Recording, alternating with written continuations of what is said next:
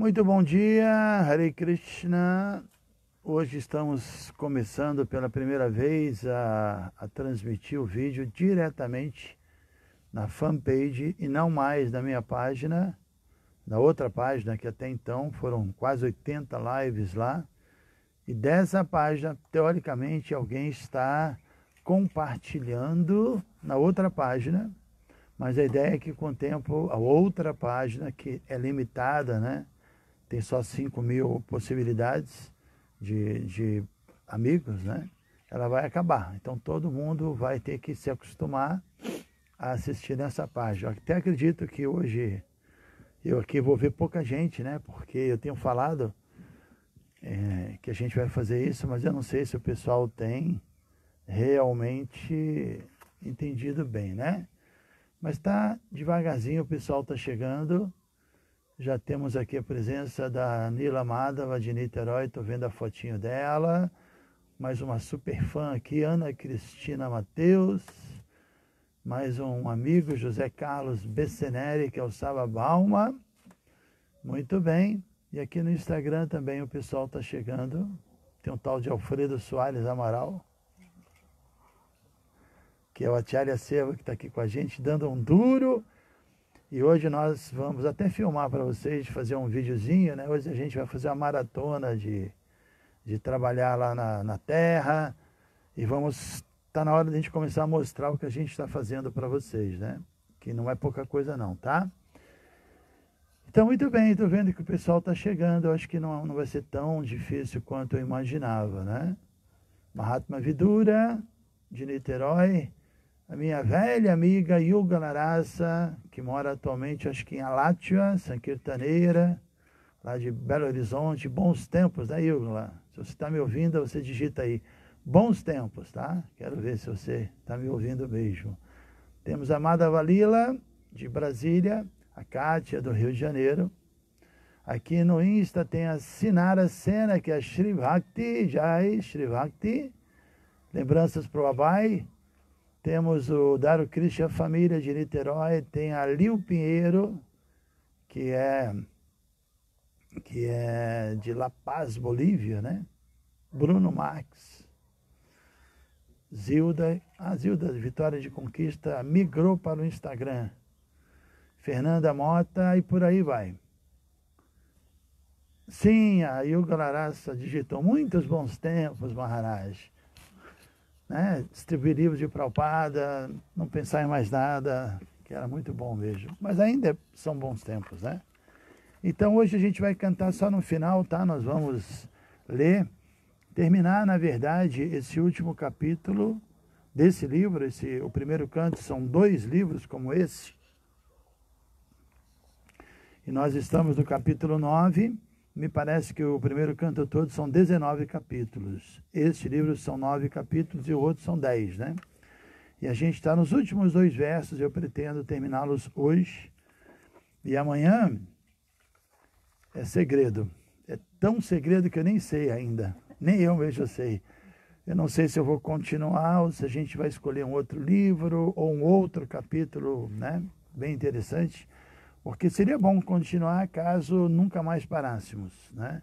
Mas se a gente vai ter pouco tempo, de repente a quarentena acaba e todo mundo volta a trabalhar e nem todo mundo vai poder acompanhar, então a gente pode escolher algum capítulo mais assim interessante, com versos bem, né? Que tem muitos, como ensinamentos da Rainha Conte, ensinamentos de Pralada, ensinamentos de Rishabhadeva, Kapila Deva, várias coisas legais. Então hoje nós vamos terminar então lendo os últimos 2 versos, como eu disse, o verso 48 e o verso 49 do capítulo 9, intitulado A Morte de Bhismadeva, tradução e significado dados por sua divina graça, Srila Prabhupada. E estamos aqui na varanda da Ecovila, que está um friozinho legal, assim, aquele friozinho já de final de abril, né? No outono, já começando o inverno a querer aparecer. É um clima bem agradável. Então repitam comigo, por favor. Om Namo Bhagavate Vasudevaya. Om Namo Bhagavate Vasudevaya.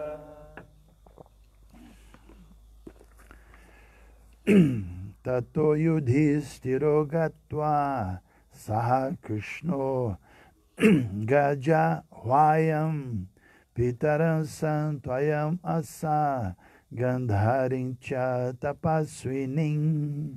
Tataha, em seguida, Yudhishthira, Maharaj Yudhishthira, Gatva, indo ali, Saha, com Krishna, o Senhor. Gaja Hwayam, na capital chamada Gajahwaya Hastinapura, Pitara, a seu tio Dhritarashtra, Santvayam Asa, consolou Gandhari, a esposa de Dhritarashtra, Gandhari, Cha e Tapaswinim, uma senhora asceta.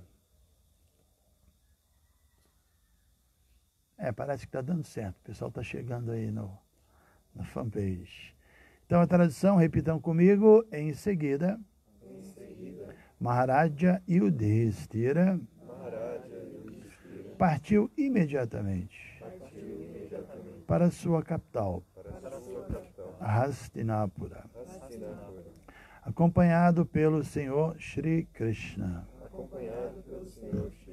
E ali ele consolou seu tio e sua tia Gandhari, que era uma asceta. Repetindo, em seguida. Então, esse em seguida, todo mundo se lembra, né? Bhishmadeva deu o último suspiro, assim, abandonou seu corpo numa condição extremamente pitoresca, bela, ali na presença dos semideuses, dos sábios, principalmente do Senhor Krishna, depois de ter falado, assim, revelado ou assim, distribuído um néctar na forma de um conhecimento espiritual. E aí ele teve a cerimônia fúnebre e depois todos adoraram o Senhor Krishna. E agora, em seguida, Maharaj Yudhishthira partiu imediatamente para sua capital, Hastinapura, acompanhado pelo Senhor Shri Krishna. E ali ele consolou seu tio e sua tia Gandhari, que era uma asceta. Significado dado por Srila Prabhupada. Dhritarashtra e Gandhari, o pai e a mãe de Duryodhana, e os irmãos deste, eram os tios mais velhos de Maharaja Yudhishthira. Após a batalha de Kurukshetra, o célebre casal, tendo perdido todos os seus filhos e netos, ficou sob o cuidado de Maharaja Yudhishthira. Eles estavam passando seus dias em grande agonia por aquela grande perda de vidas e praticamente viviam a vida de ascetas. Então imaginem, né?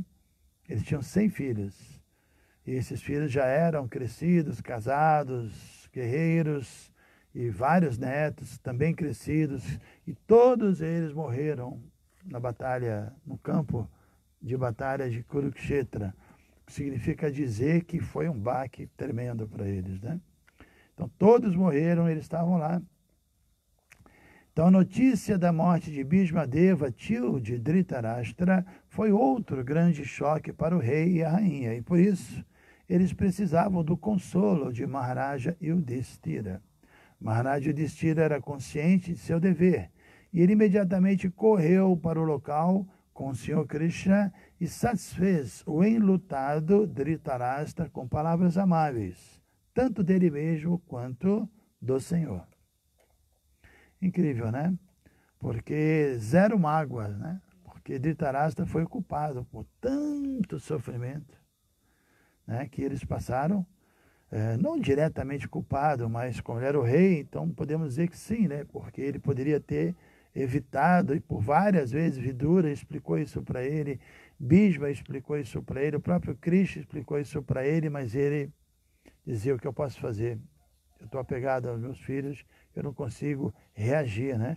Então aconteceu tudo e esse sofrimento, milhares de pessoas, na verdade milhões, morreram devido à obstinação dele, né?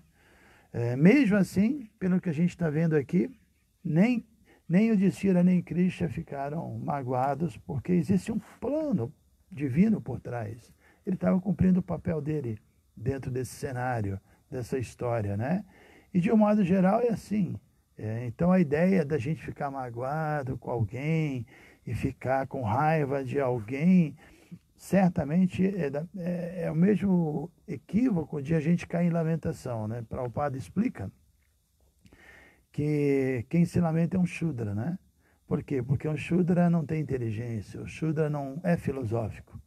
O Shudra tem uma visão egoísta, então, quando as coisas não saem do jeito que ele quer, ele se lamenta, né?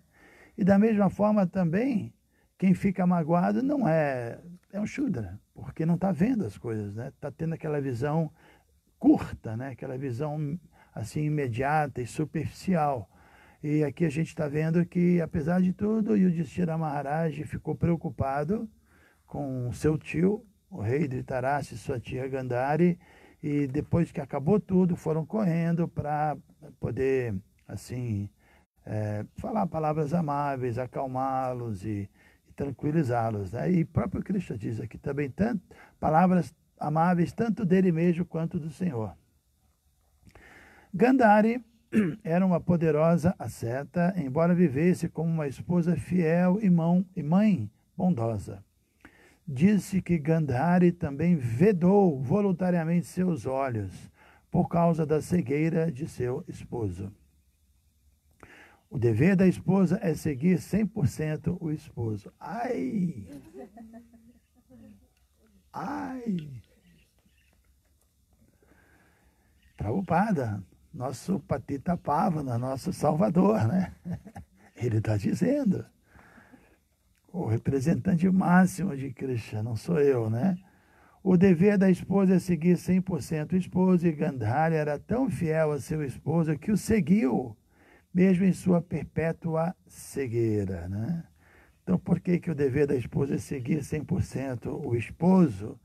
Teoricamente, porque o esposo, ele desde pequeno foi para o Gurukula, ficou estudando aos cuidados de um guru e se dedicou ao aspecto assim filosófico, né? Aos estudos, né?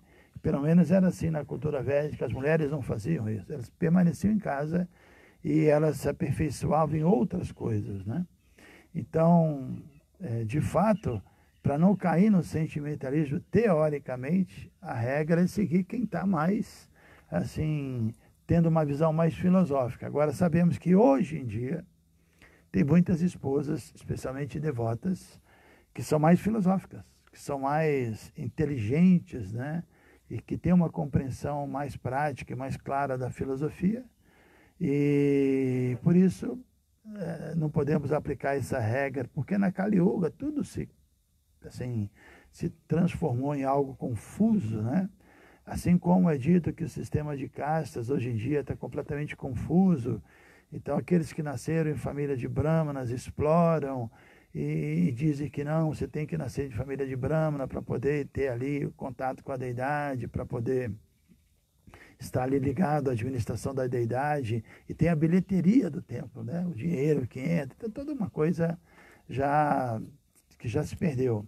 Então, da mesma forma, a ideia de um homem exigir, não, você tem que me seguir porque eu sou homem, é a mesma coisa desse sistema de casta. É a mesma exploração, né?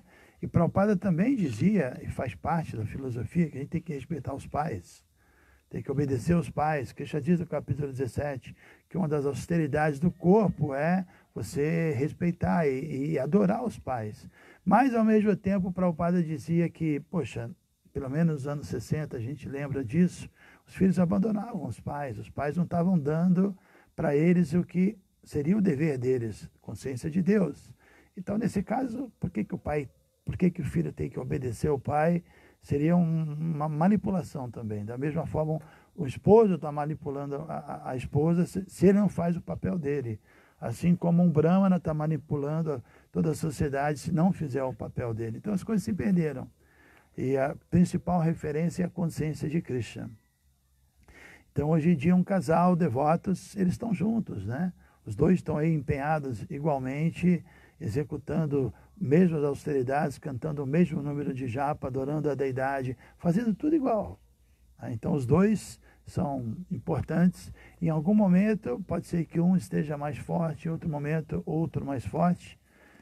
Não sei se foi Prabhupada que deu esse exemplo, não me lembro, mas o exemplo, né, de o casal está viajando, dirigindo, e na viagem, de repente, o homem está com sono ali, está cansado. Então, em vez de ele insistir e continuar dirigindo e bater o carro e capotar, né, melhor ele passar a direção para ela. Aí ela vai dirigir porque ela não está com sono. E ele dá uma relaxada. Então, em algum momento na vida familiar, consciente de Krishna, às vezes a mulher tem que estar na frente mesmo, porque ela está mais, assim, naquele momento, assim, lúcida espiritualmente. Então, temos que ser práticos, né? E não tentar imitar um processo que funcionava porque tinha toda uma estrutura que já não tem mais. Então, temos que ser práticos. Ufa!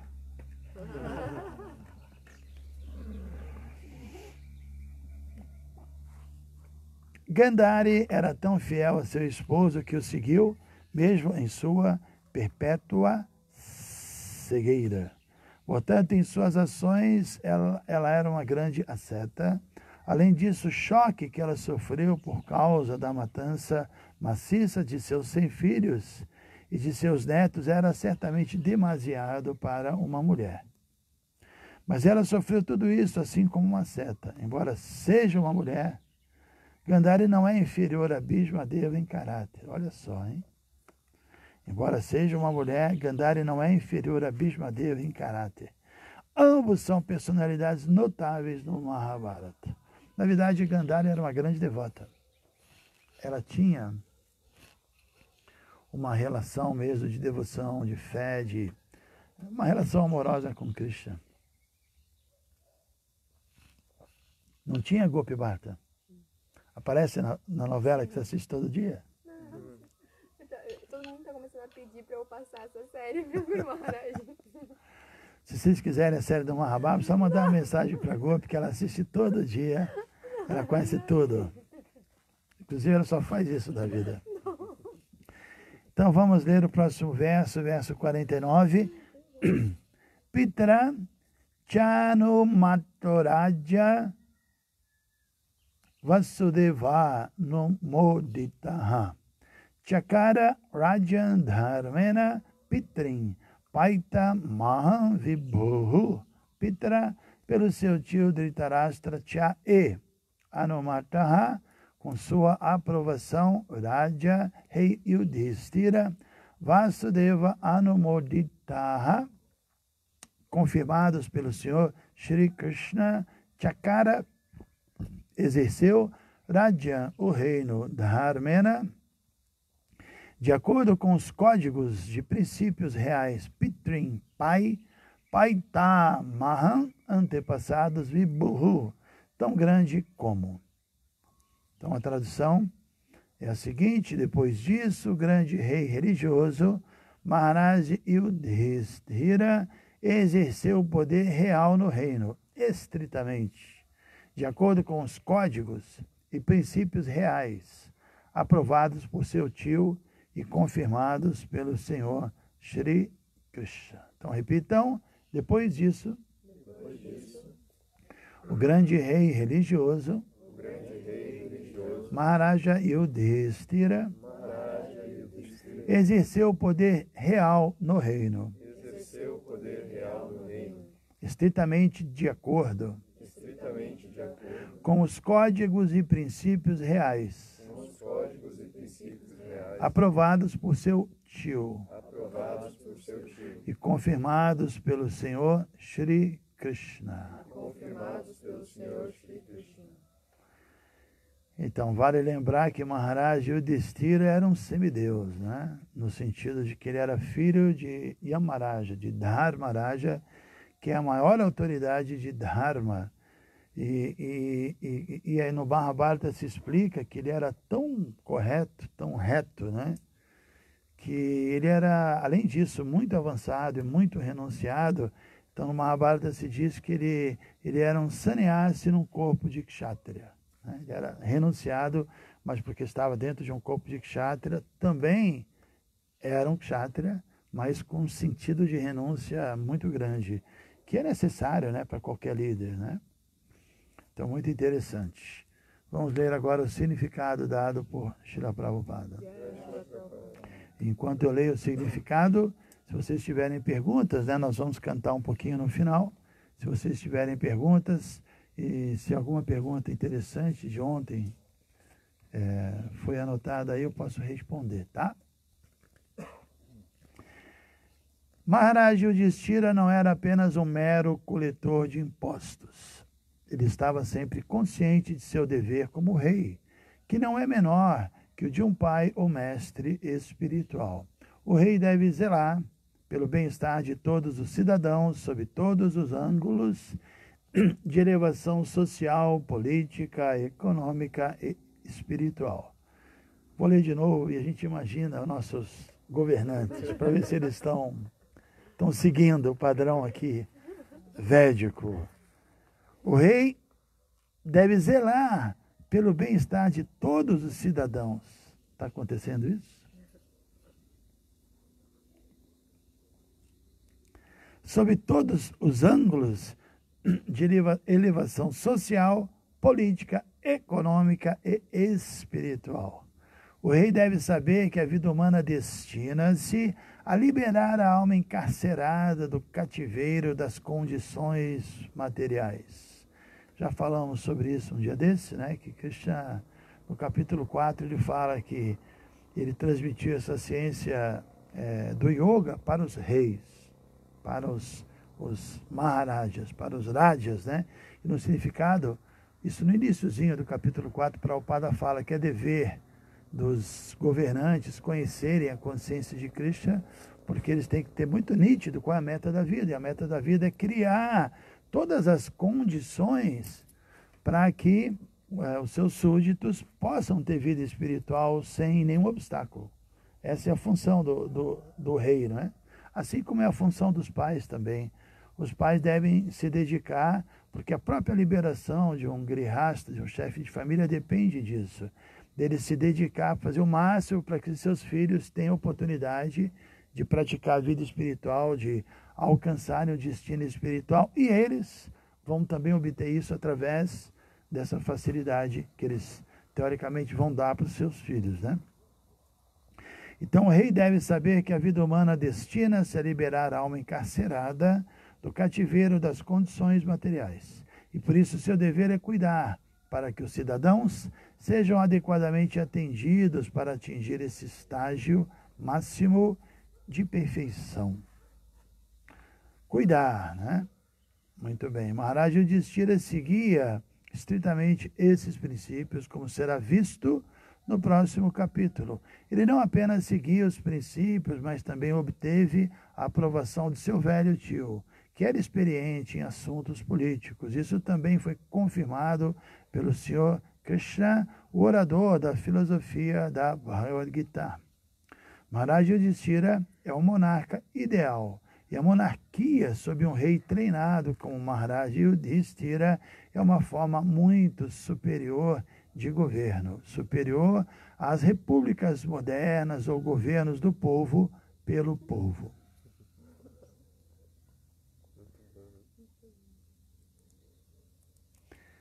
Prabhupada não gostava da democracia, né? Ele falava demon crazy, né? O demônio maluco, né? Ele dizia que Ui! Caiu aqui o Bhavata. O demônio veio. Prabhupada dizia que Kali Yuga não funciona, né? A democracia, ela funciona quando entre brahmanas. Opa, vamos consertar aqui. A democracia funciona entre brahmanas, pessoas desapegadas, sem interesse pessoal, sem egoísmo, que tem como referência clara a filosofia, o parampará. Então, aí tudo bem, a gente senta, conversa, né? E mesmo assim, a ideia nunca é votar para ver quem tem mais voto, porque isso é coisa de Shudra. É consenso, é conversar. E aí você precisa de uma qualidade que é bramânica, que é a empatia, né? Ou seja, ouvir o outro, se colocar na posição do outro, não chegar e simplesmente procurar uma palavra que o outro está falando e cair em cima, procurar o erro para acabar com a opinião do outro. Não, os brahmanas não são assim, né? Então todo mundo senta, às vezes muda-se de opinião, porque alguém dá um argumento, mostra um ponto de vista mais profundo. Então é uma coisa que a gente experimenta. Eu me lembro, eu experimentei isso várias vezes em Vrajabhumi, Teresópolis, né? E aqui também, graças a Deus, de ter bons devotos, vejo, tanto lá quanto aqui. E às vezes tem uma dificuldade, um momento meio delicado, a gente senta e conversa e rapidamente todo mundo entra num consenso. Agora, quando existe alguém, como nós usamos o termo que é engraçado, né? Falso eguento. Se existe um falso eguento, que você vê que não tem empatia, que não sabe ouvir e que quer impor, aí a gente está vivendo num ambiente muito perigoso, né? Porque não dá para confiar, né? E Prabhupada disse que a gente tem que administrar, que a palavra nem seria esta, mas pode ser também, organizar um projeto tendo como base o amor e a confiança, né?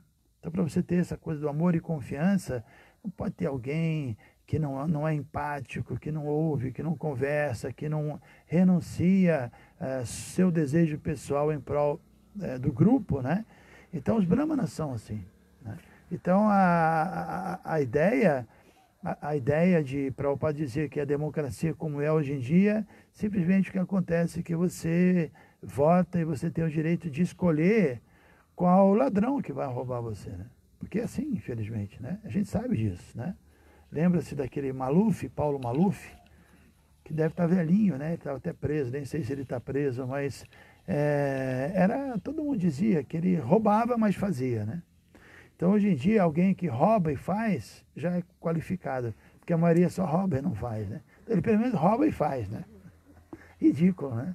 Então, na Kali Yuga é ridículo. E não só isso, você vê que o pessoal, para conseguir voto, aí eles pegam alguns projetos e tentam trabalhar com algum ponto relacionado com alguma classe que vai dar muito voto. Aí a classe que está pensando em si, eu vou votar nele porque a minha classe, eu vou ser beneficiado, a minha família, o eu e o meu, ninguém está pensando no todo. Então é ridículo, né?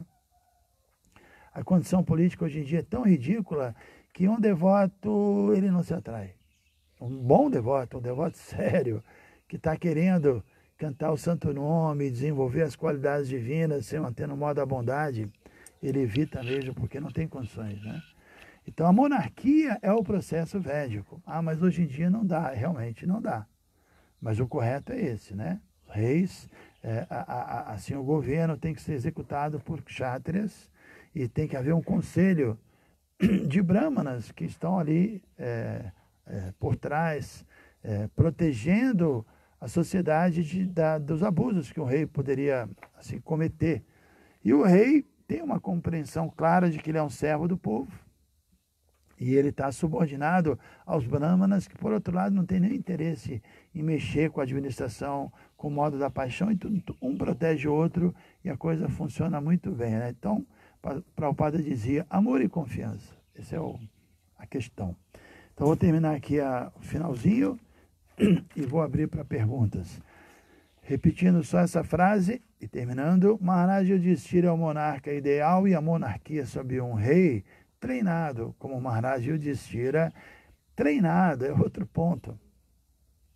Eles eram treinados desde pequenos a manejar armas em assuntos políticos, em diplomacia, em filosofia, em austeridade, em servir o mundo. Era outra coisa, né? Então, essa monarquia de um rei treinado, como Maharaj Yudhishthira, é uma forma muito superior de governo, superior às repúblicas modernas, ou governos do povo pelo povo, né?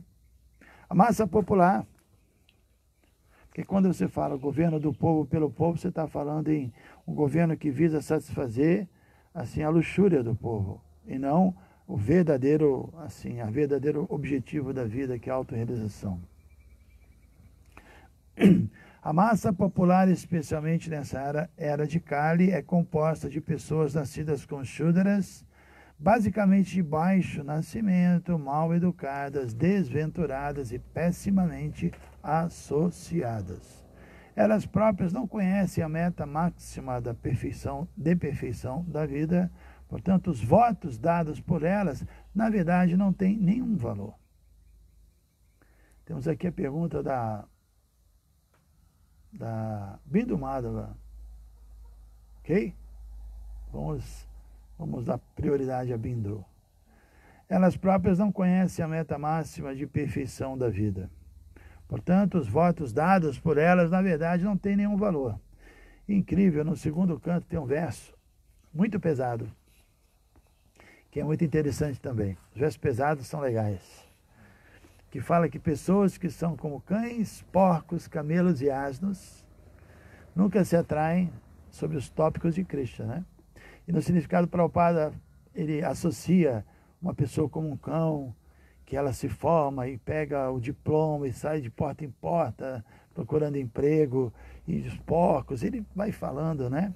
E no final Prabhupada fala, desse mesmo ponto aqui, sobre os votos, etc., ele fala que hoje em dia, quanto mais qualidades de cães, porcos, camelos e asnos, mais essa pessoa se torna, assim, celebridade. Porque uma pessoa que é um cão, um porco, um camelo e um asno, tem essas características, vai apreciar o grande cão, o grande porco, o grande asno, né? É ridículo, né? Então o Kali Yuga é muito, como disse aqui, desventurado, as pessoas são pessimamente associadas e vai na universidade e ouve política e tudo parece lógico, né? E temos que acabar com isso, acabar com aquilo, e promiscuidade, tudo parece lógico. Vida espiritual, disciplina, renúncia, parece uma coisa, uma história da carochinha, né? Então o Prabhupada aqui está dizendo isso, os votos dados por essas pessoas não têm nenhum valor. Quem são elas? E assim as pessoas eleitas por tais votos irresponsáveis não podem ser representantes responsáveis como Maharaj e Yudhishthira. Nesse ponto encerram seus significados Bhaktivedanta do primeiro canto, capítulo 9 do Srimad Bhagavatam, intitulado A Morte de Bhismadeva na Presença do Senhor Krishna. Srila Prabhupada aqui de Gaura Premananda. Daqui a pouco queremos cantar um pouquinho, mas respondendo algumas perguntas. Deixa eu só ver aqui quem nós temos aqui no nossa querida fanpage. Olha só, o Sri Krishna está aqui, eu vou acenar para ele. Tudo bem, Sri Krishna? Você está de quarentena, viu, meu amigo? Você veio da Índia, fica quietinho aí, bota a máscara. Divyang Yadurani. Vamos ver aqui a pergunta feita pela Bindu Madhava. Bom dia, Guru Maharaj. Ontem fiz perguntas de 2 temas, redes sociais sobre relacionamentos e visão espiritual, a partir das pinturas que Srila Prabhupada orientou. 1. Podemos entender que as redes sociais virtuais são uma expressão distorcida dessa tendência natural da alma de se relacionar e amar.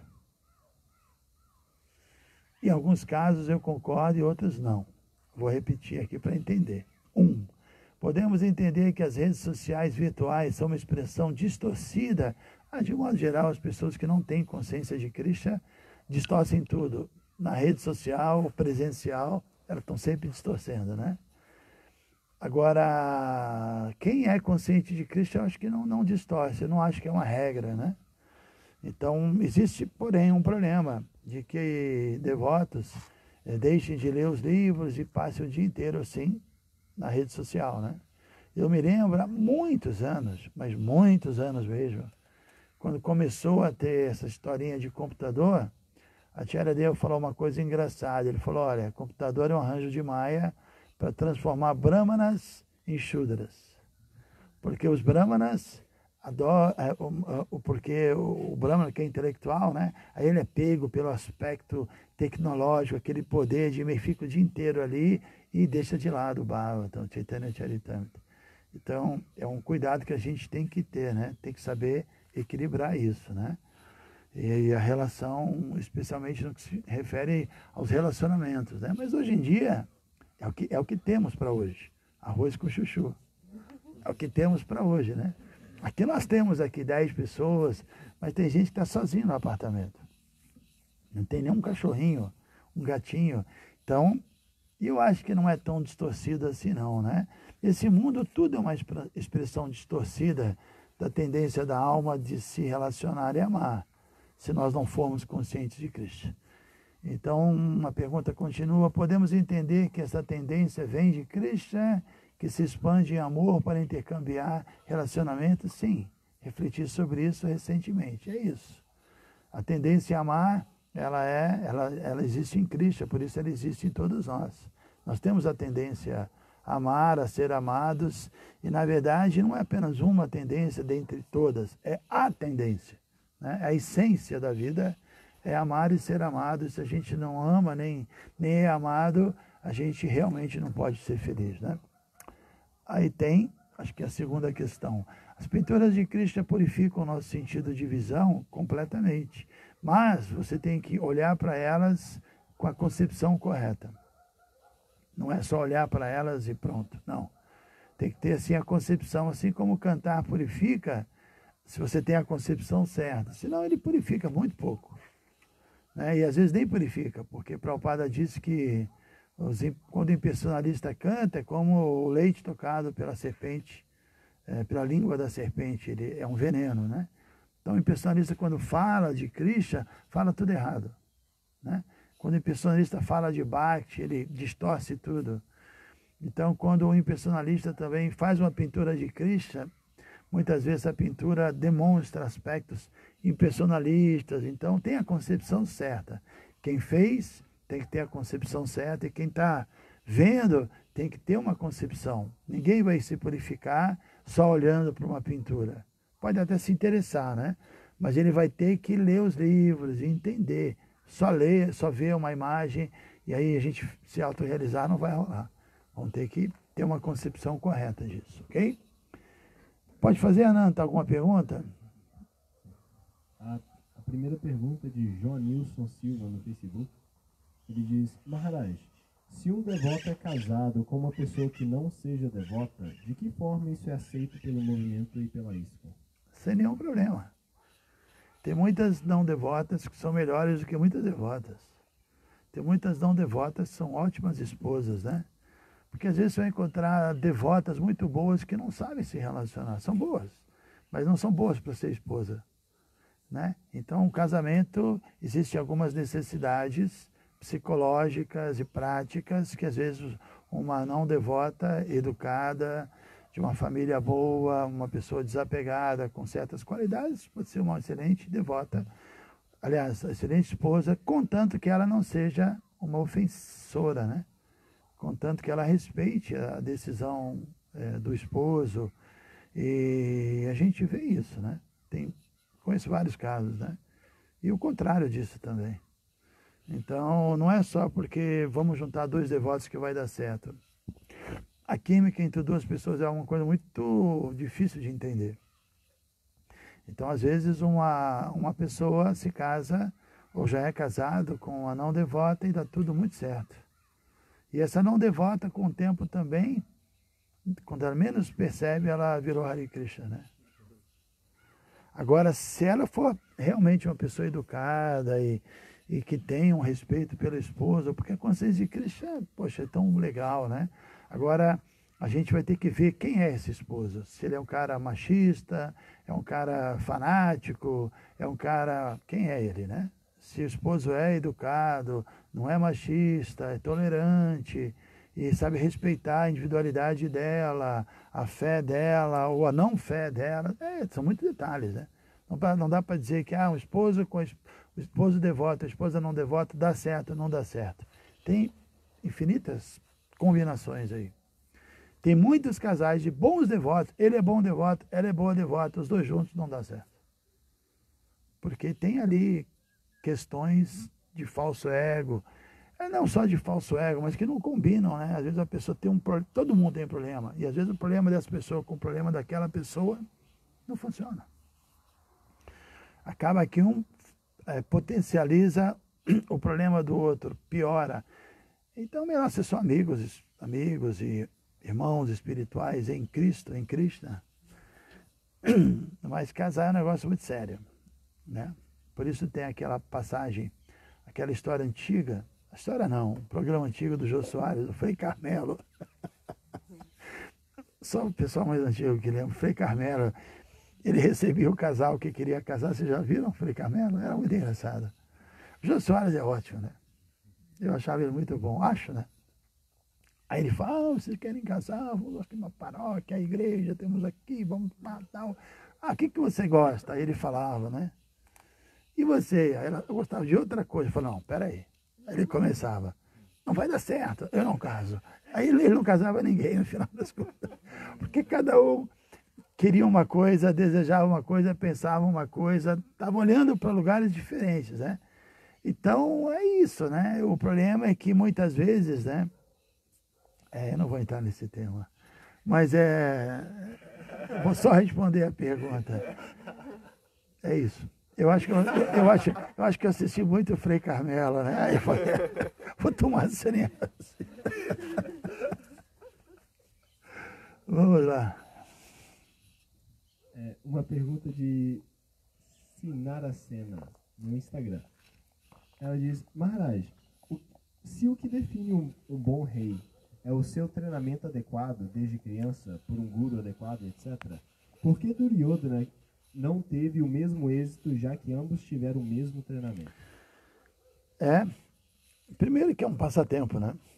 É um passatempo de Krishna e também a gente sabe que cada ser tem sua individualidade, sua sinceridade, seus anartas, que são seus efeitos, né? E na prática a gente vê isso no movimento também. Opa! Eu estou respondendo para ela e acabou aqui. Ou não acabou? Não, não acabou não. Eu fiz só um negócio assim, mas vai voltar. Voltou, né? Então a gente vê também que todo mundo recebe um mês de treinamento na ISKCON e alguns são treináveis, né? São mais treináveis, levam mais a sério, avançam mais. Porque mesmo você encontra em qualquer esporte, a gente está vendo o Abai está nadando agora, né? Já faz um tempo. Agora na quarentena eu acho que não está, né? Mas sempre, como vocês sabem, eu gosto de futebol, né? Então a gente vê sempre quando alguém é muito bom em cobrar falta, ou cobrar pênalti, outro é goleiro excepcional, aí você vai ver que depois do treinamento eles ficavam treinando. Eles continuavam treinando ali, né? Tem essas histórias, né? Acabava o treinamento, todo mundo embora, eles estavam lá treinando. Então tem pessoas como devotos que tem o treinamento, tem a aula da manhã, tem a aula da noite, tem um programa, mas qualquer outro tempo ele está lá lendo, está cantando, está estudando, e alguns avançam mais porque tem mais apetite, que estão já mais assim avançados já e mais ávidos, né? Então certamente Duryodhana era uma pessoa contaminada e faz parte de um passatempo, foi a primeira coisa que eu falei, né? Ele é dito que Duryodhana é Kali personificado, é o próprio Kali que encarnou ali para... Tá meio, não sei, espero que esteja bom, mas tá de vez em quando... Tá falhando ou tá funcionando? Tá funcionando, ok.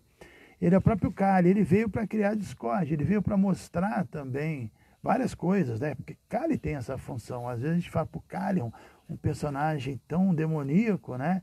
Mas Duryodhana, ele fez o papel dele dentro desse teatro, né? Para que houvesse, então, a Bhagavad Gita e toda essa história, a gente aprendesse com os Pandavas e com os ensinamentos da Rainha Kunti, de Bhismadeva, então faz parte. E mesmo sendo treinado, se a pessoa tem inveja, porque o problema dele era inveja, né? O problema de Duryodhana é que ele invejava e ele não queria aceitar o fato de que quando seus primos atingissem a maioridade, ele não ia mais ser o príncipe regente. Porque ele era o príncipe regente, ele era o filho mais velho do rei, que é Dhritarashtra, né? Então o problema dele era inveja. Se a pessoa é treinada, mas tem inveja, não é uma coisa automática, né? Somos seres humanos e cada um reage de uma maneira. Prabhupada dá o exemplo da água. A água, quando chega a 100 graus, ela ferve. Toda a água. Mas o ser humano ferve, um ferve com 10 graus, outro com 15 graus, outro com 50 graus. né? Tem gente que na mesma posição fica bolado e fica com raiva e perde a paciência, e o outro está tranquilo. E a gente pode citar vários, né? Ninguém reage igual, cada um ferve e reage à sua maneira. Então a gente vê que a tolerância, a humildade, as qualidades divinas dos Pandavas é algo impressionante, né? Então, pessoas assim realmente avançam muito mais e aproveitam muito mais o treinamento do que pessoas egoístas, invejosas, né? Mas é um ponto interessante, né? Que mesmo tendo o mesmo treinamento, a gente vê que as situações são diferentes, né? Tem isso. E principalmente porque ele não era um devoto. Principalmente isso. A gente leu aqui que o rei tem que ser um devoto. O rei tem que saber a meta da vida, e ele não tinha essa facilidade de entender a consciência de Krishna, né? E por isso as coisas não andaram, né? Mais alguma? O Harinama Sukha está ali. Eu não tenho visto você, Harinama Sukha, vou puxar a tua orelha, viu? Nishinhananda, vou acenar para ele.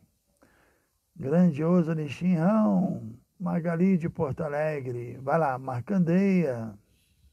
Tem uma tal de, deixa eu ver aqui, Nina Gualberto. Quem sabe quem é? Eu vou procurar, vou pesquisar para ver. Eu acho que é uma devota de Pindamonhangaba, mas eu vou pesquisar. Vai lá, pergunta. Yadurani, Devidasi, ela diz: Reverências Maharaj Chandramukha, durante o período de exílio na floresta, os Pandavas, em um determinado momento no lago, beberam a água sem responder as perguntas que lhe foram feitas. Mas Yudhishthira respondeu e salvou seus irmãos. Se puder e achar conveniente, poderia comentar? Bom, várias vezes foi mostrado que o Yudhishthira, ele tinha algo a mais, né? Em relação aos seus irmãos. Mesmo no final do Mahabharata, quando eles estão subindo lá para os Himalaias, não é Gopi, a autoridade do Mahabharata. Ele foi o único que passou no teste, né? E o Yudhishthira, de subir nos Himalaias, subindo para os planetas celestiais, que todos eles tinham defeito, né? Ele até o final, quando tinha um cachorro que acompanhou ele e só podia entrar no planeta celestial se deixasse o cachorro, ele falou: não, eu não posso deixar, porque ele até agora está comigo, então eu não vou.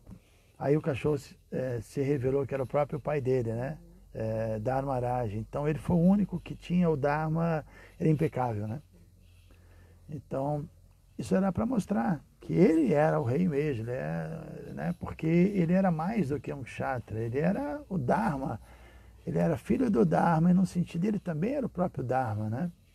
E os outros tinham uma outra função, ele era um sannyasi no corpo de kshatriya. A história é boa, todo mundo, né? Agiram um pouquinho de falso ego ali. Eu vou beber essa água assim, né? Mas, e no final dançaram, né? E não conseguiram responder. E as perguntas que ele respondeu foram muito boas. Uma delas, que a gente sempre cita, que eu acho impressionante, pelo menos a mais impressionante, foi que perguntaram, era um Yaksha, né? Era um lago, né? Que tava... mas era um Yaksha que tinha. Dharmaraj mesmo. Era o próprio Dharmaraj.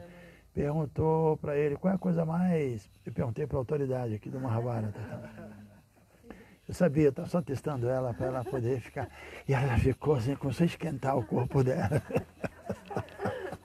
Já viu assim, então, aí o Lago perguntou qual a coisa mais fantástica, né? Porque o Yudhishthira assistia o Fantástico todo domingo, né? Qual a coisa mais fantástica que você conheceu em vida, né? Mais impressionante. Aí ele disse, a coisa mais fantástica, mais impressionante de fato né? É que todos os meus antepassados morreram, diariamente muita gente morre. A única garantia, a única garantia que a gente tem nesse mundo é que a gente vai morrer, mas é assustador e fantástico e impressionante ver que ninguém pensa nisso, né? Ninguém leva isso em consideração. Todo mundo só pensa em permanecer aqui, né? Isso é assustador, né? Maya, né? Maya é muito forte, né? Então a gente vai sair desse mundo.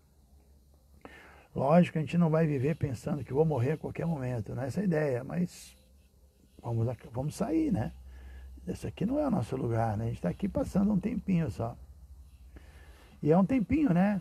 Eu vou ficar aqui 80, 90, 100 anos, não é nada, né? Somos eternos, 100 anos não é nada. Isso é só como é que se diz? Quando você faz um voo, você faz uma baldeação, não é baldeação. Escala, né? Uma escala, né? Isso é só uma escala para o mundo espiritual, várias escalas, né? Cada vida é uma escala, né? Imagine alguém está indo para algum lugar, vamos supor para a Índia, que sempre a gente dá o exemplo da Índia, né? A última vez que eu fui para a Índia, eu fui pela Etiópia, e aí fizemos escala lá no aeroporto esqueci o nome lá, de Addis Ababa, sei lá. Parecia uma rodoviária muito louca lá, uma bagunça, né? Aí a gente tinha 2 horas para fazer essa escala, né? Só 2 horas. Aí imagine, eu tenho 2 horas só de escala lá, mas eu vou ficar tão preocupado, eu vou construir uma casa no aeroporto, conseguir madeira, prego, martelo, e vou ficar 2 horas lá, dá uma caminhada, vai no banheiro, faz um lanche e acabou. Então a gente está aqui, 2 horas só que a gente vai ficar aqui. E nossos assim chamados 100 anos, é assim, ó. Então botar toda a energia nisso, alguma coisa está errada, né? A meta não é ficar no planeta Terra, aqui vivendo, nós vamos para o mundo espiritual, isso aqui é só uma escala. Tem que entender isso, né? E é interessante esse tema, porque há uns 3, 4 versos atrás, foi dito isso, que Bhismadeva, ele deu um mergulho na eternidade, né? Quando ele abandonou o corpo, ele mergulhou na eternidade. E Krishna, no capítulo 13, fala da visão da eternidade. A gente tem que ter uma visão da eternidade agora, senão a gente não vai mergulhar na eternidade. Agora temos que ter essa visão da eternidade. Senão, na hora da morte, a gente não vai mergulhar na eternidade, não vai cumprir com o objetivo final da vida. Ok, eu acho que já está na hora. Podemos pensar em cantar um pouquinho. Ou não, se tiver perguntas muito boas aí, mais alguma, mas é bom cantar, né? Eu gosto. Então a gente vai cantar assim, são 8h10, quase 8h10, e vou pedir para os contra-regras me ajudarem aqui, colocar...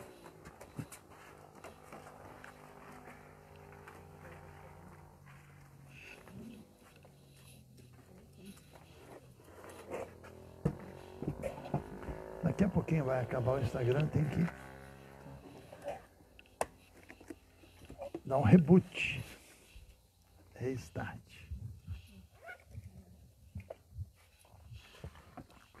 Então não vão embora, porque fiquem conosco, que nós vamos cantar. Vamos cantar Sansaradava.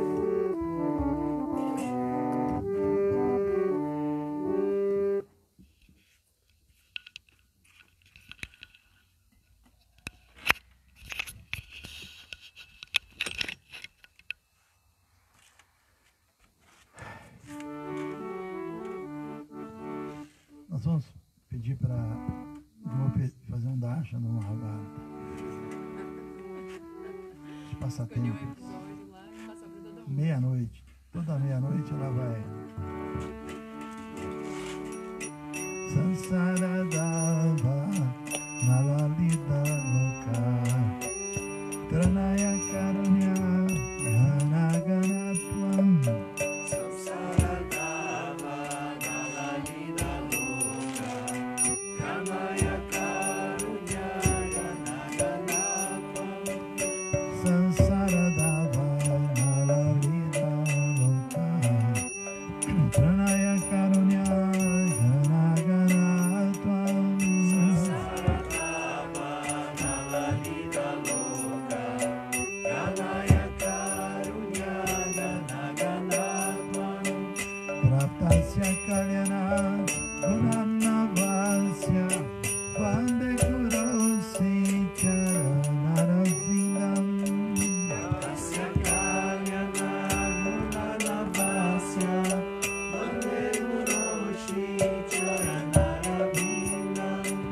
Mahaprabhu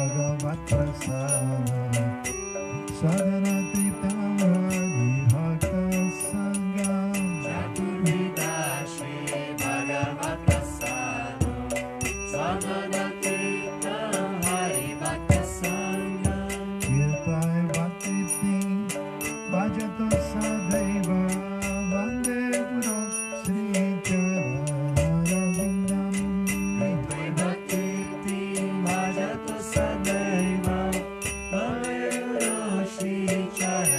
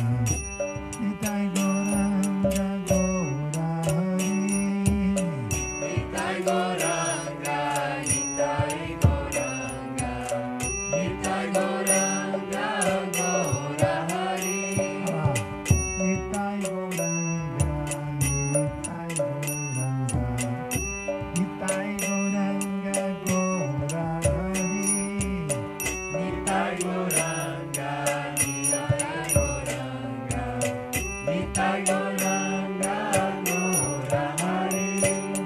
Nitai Gauranga, Nitai Gauranga, Nitai Gauranga, Gaura Hari. Nitai Gauranga, Nitai Gauranga, Nitai Gauranga Gaura Hari.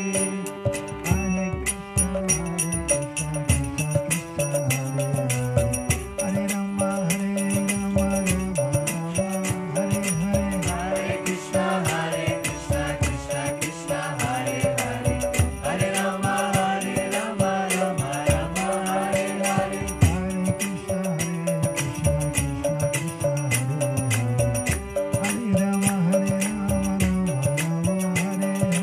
Hare Krishna, Krishna Krishna, Hare Hare. Hare Rama, Rama Rama, Hare Hare. Hare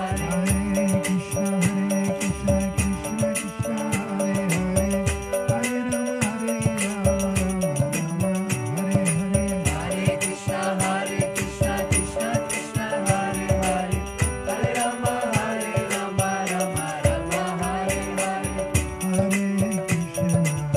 Hare Krishna, Krishna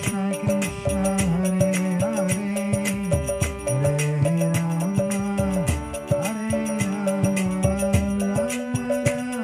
Hare Rama, Rama Rama, Hare Hare. Hare Krishna,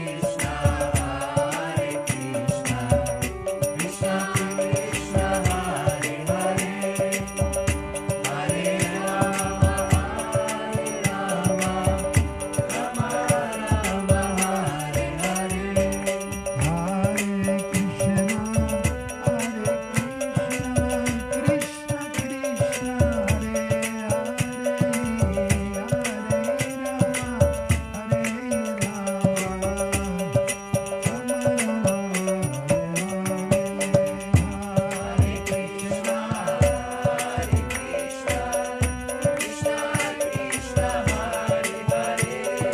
Hare Hare. Hare Rama,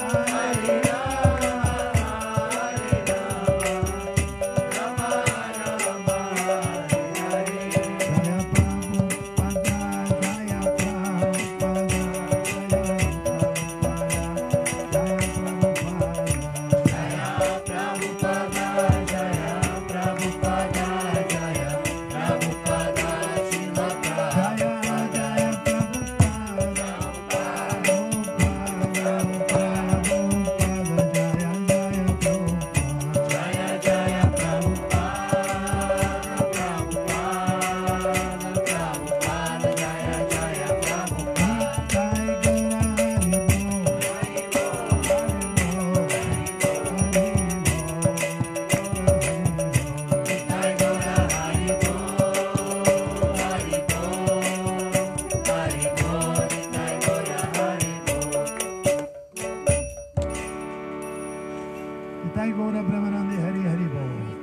Último recado do dia é o seguinte: hoje à noite nós vamos revelar a pessoa que ganhou o Bhagavad Gita como ele é de Srila Prabhupada, aquele lindo, grosso que a gente estava oferecendo para quem fizesse mais o quê? Compartilhamento. Então hoje ainda tem tempo de vocês fazerem vários compartilhamentos, né? Entrar na página aí, se não sei, não entendo, mas vai lá, compartilha, compartilha, compartilha. E aí quem compartilhar mais vai ganhar o Bhagavad Gita como mulher. Tem que ter a hashtag quarentena transcendental. Com a hashtag quarentena transcendental, e não escreve transcendental não, hein? Tem transcendental, tem um N. Tem muita gente escrevendo quarentena transcendental, aí não vai rolar. Quarentena transcendental, tá bom? Senão não vai transcender. Então compartilhem e ganhem o Bhagavad Gita. Eu olhei ontem no site aí da Magalu, a Magazine Luiza, fui ver, né? Que dizem que tem tudo, eu fui ver se tinha Bhagavad Gita. E tem o Bhagavad Gita de Prabhupada, R$160. Ou seja, quem ganhar vai ganhar um presentão, né? Então, por favor, compartilhem, tá? Eu acho que ainda ganha um CD e tal. Obrigado, Hare Krishna. Srila Prabhupada aqui, Jai Nitai Gaura Premanande. Tem várias perguntas que eu vou ver aí. Eu vi que apareceram perguntas longas.